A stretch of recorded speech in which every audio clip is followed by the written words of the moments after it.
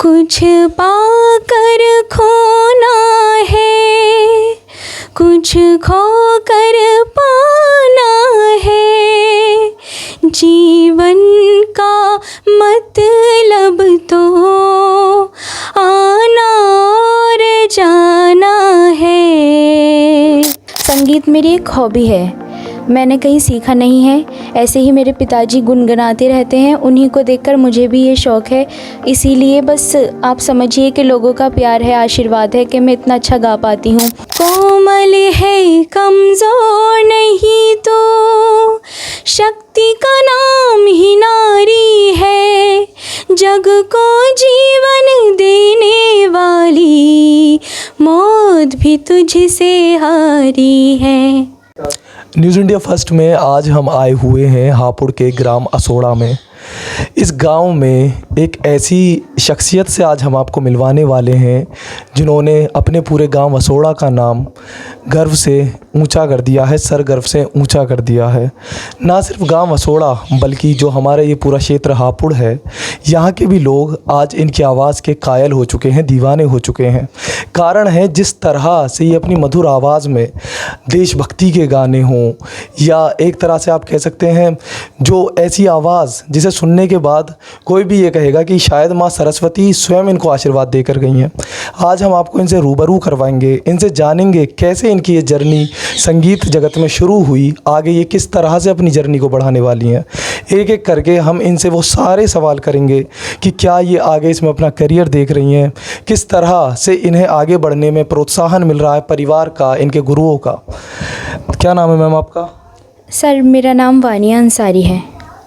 तो मैम आपसे पहले थोड़ा आपके जीवन के बारे में जानना चाहेंगे। अभी जैसे आप एक स्टूडेंट हैं, अगर मैं गलत नहीं हूँ तो आप किस चीज़ की पढ़ाई कर रही हैं फ़िलहाल?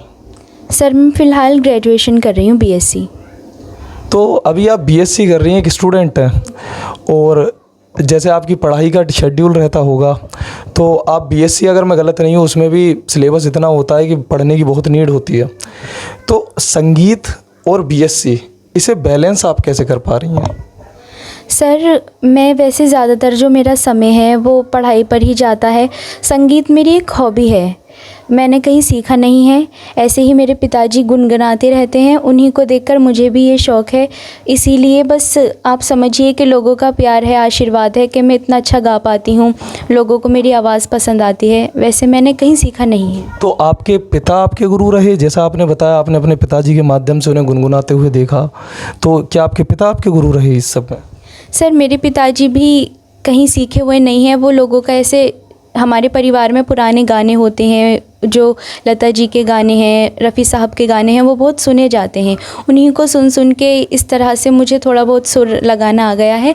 और मैं मानूँ तो हाँ, मेरे पिताजी ही मेरे गुरु ही हैं। देखिए, जैसे आपने एक बात कही लता जी के गाने और रफ़ी साहब के गाने, अगर हम आज के समय की बात करें तो ऐसे गाने भी बन रहे हैं हमारे, चाहे वो बॉलीवुड इंडस्ट्री हो, जिनके ना तो मतलब निकलते हैं, ना उनमें सुर ना ताल, कुछ समझ नहीं आता, लेकिन बस गाने बन रहे हैं, कुछ भी लिरिक चल रही हैं।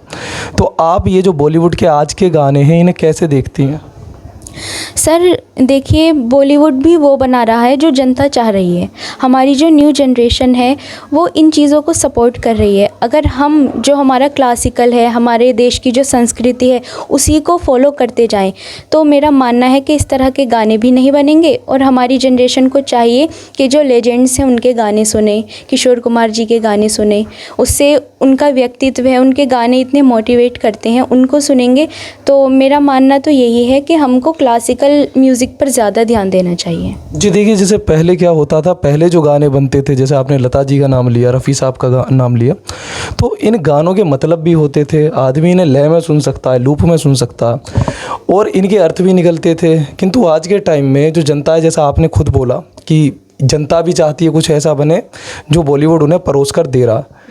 तो आपको क्या लगता है कि क्या आज के समय में अगर लता जी जैसा कोई सिंगर आगे बढ़ना चाहे, एक मीनिंगफुल लिरिक के साथ अपने जो उनका सुर होता है, ताल होता है, उसे मैनेज करते हुए, तो क्या लगता है आपको आज के समय के बॉलीवुड में वो टिक सकता है? जी बिल्कुल टिक सकता है। अभी आप देख रहे हैं कि श्रेया जी हैं, उनकी आवाज़ में क्लासिकल और जो न्यू थिंग्स हैं, मतलब जो संगीत में नए नए प्रयोग हो रहे हैं, उनका दोनों का मेल है।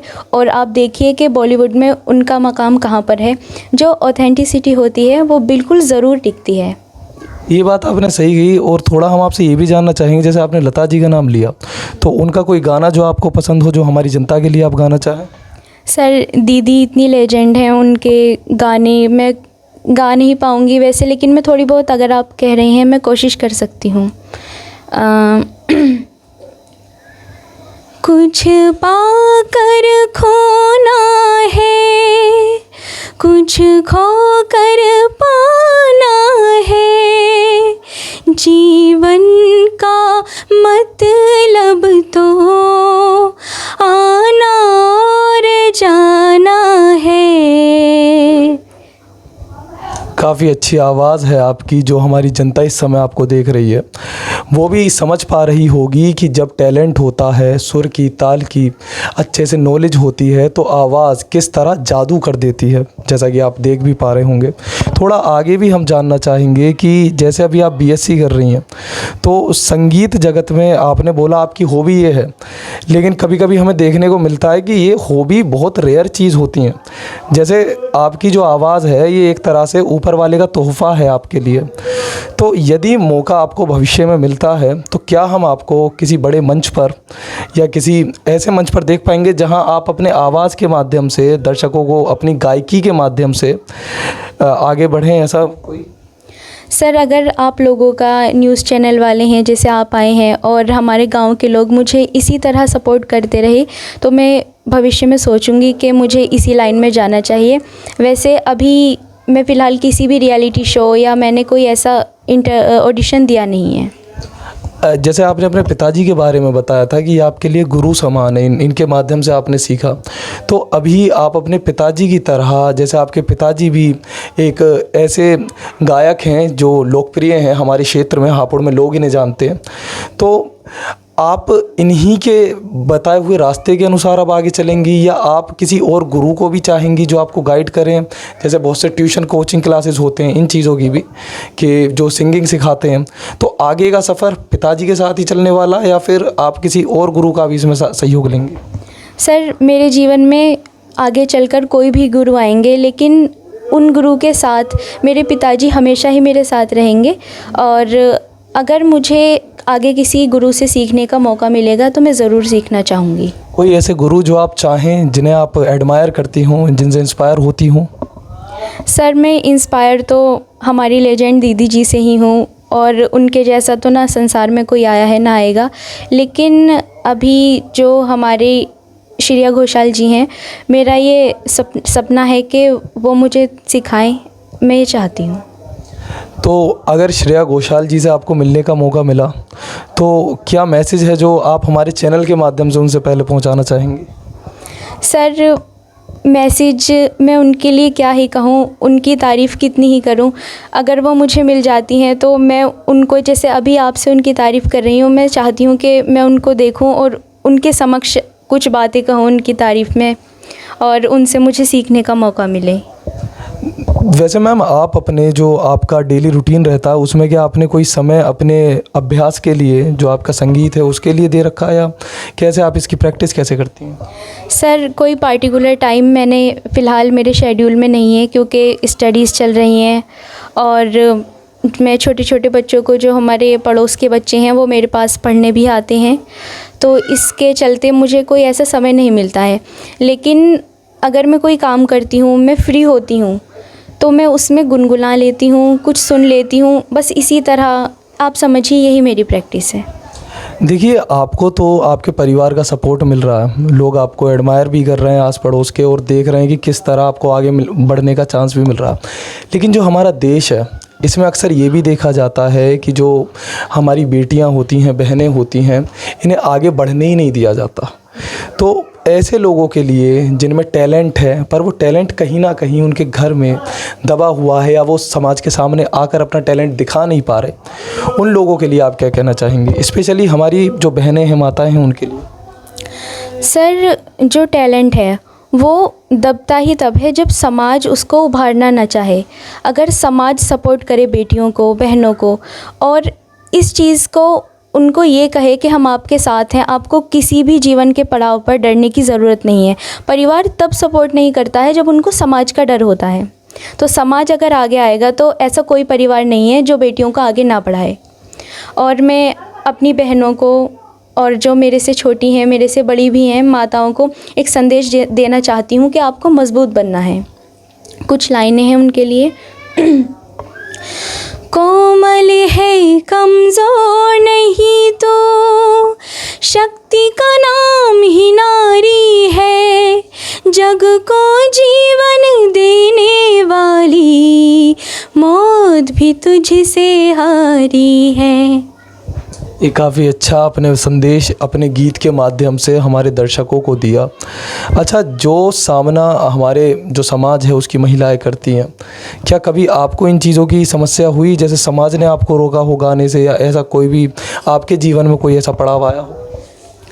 सर, जिस गांव से मैं बिलोंग करती हूँ वहाँ पर इतना अच्छा सद्भाव है, इतनी अच्छी मेंटलिटी वाले पढ़े लिखे लोग हैं। ये हमारा हापुड़ मेरठ क्षेत्र है, असोड़ा है और आसपास का बहुत अच्छा क्षेत्र है। मैं चाहूँगी कि आने वाली पीढ़ी भी अपने बुज़ुर्गों के इन्हीं विचारों के साथ आगे बढ़े, और इसके चलते मुझे ऐसी कोई समस्या नहीं आई है।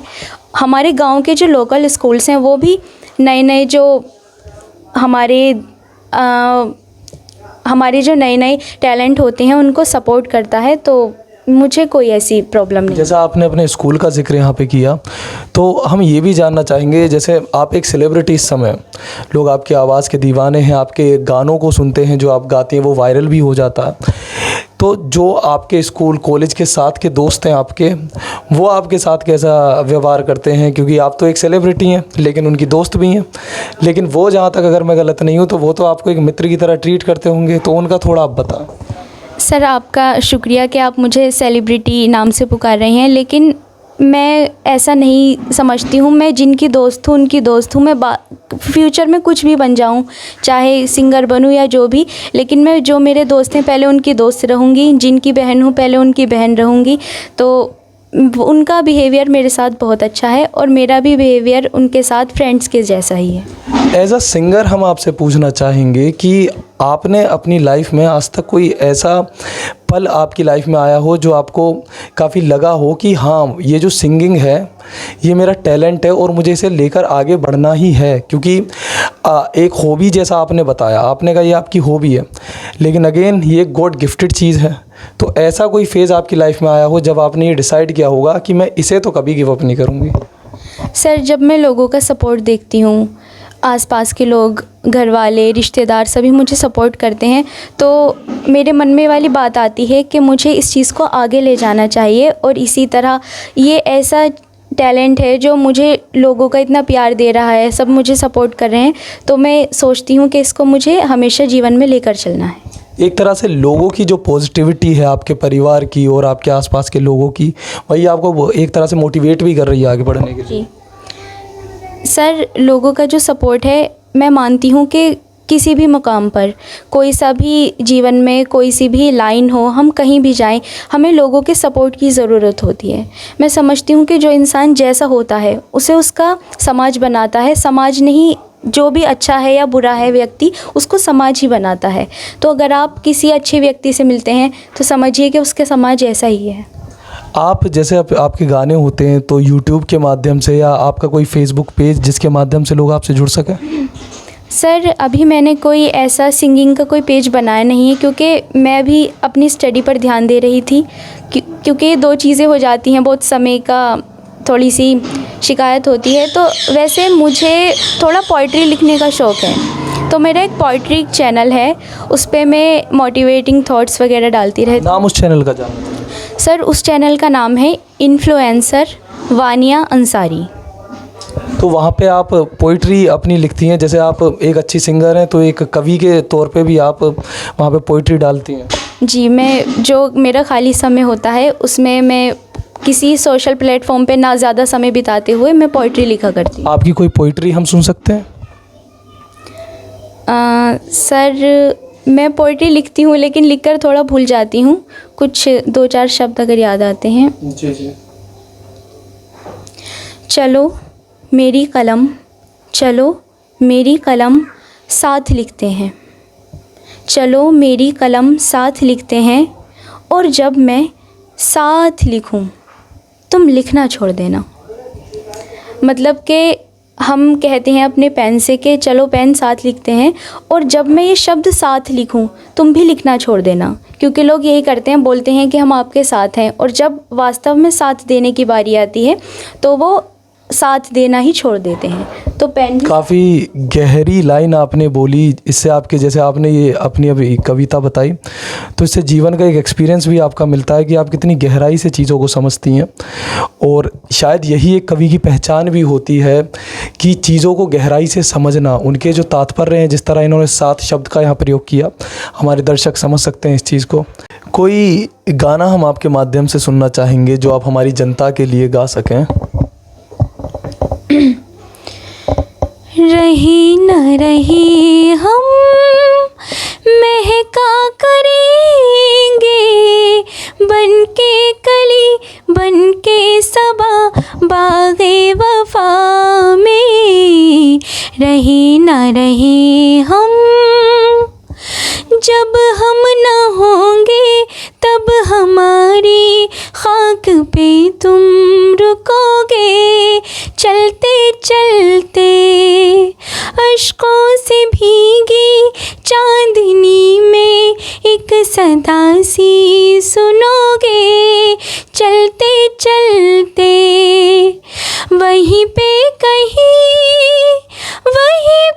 कहीं हम तुमसे मिलेंगे, बन के कली बन के सबा बाग़े वफ़ा में।